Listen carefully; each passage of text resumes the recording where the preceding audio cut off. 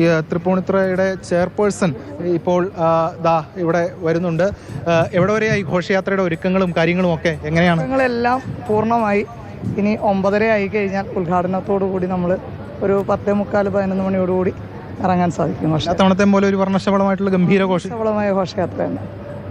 തൃപ്പൂണിത്തുറ നഗരസഭ അല്ലേ അതിൻ്റെ സംഘാടകർ? തൃപ്പൂണിത്തുറ നഗരസഭ തന്നെ.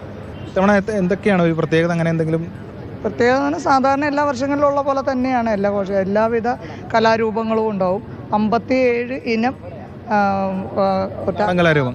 നാടൻ കലാരൂപങ്ങളും ഒക്കെ ചേർന്നിട്ടാണ് ഘോഷയാത്രയുള്ളത്.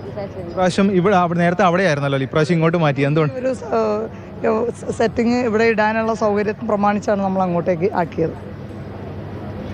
എന്തായാലും തൃപ്പൂണിത്തുറ നഗരസഭ ചെയർപേഴ്സണാണ് നമുക്കൊപ്പം ചേർന്നത്. എന്തായാലും എല്ലാം സെറ്റാണ്. എല്ലാ തരത്തിലുള്ള കാര്യങ്ങളും ഇവിടെ സജ്ജമായി കഴിഞ്ഞിരിക്കുന്നു. ഇനി ആ ഒരു കാഴ്ചകളിലേക്ക് നമുക്ക് ഏതാനും നിമിഷങ്ങൾക്കകം തന്നെ നമുക്ക് പോകാൻ കഴിയും എന്നാണ് പ്രതീക്ഷിക്കപ്പെടുന്നത്.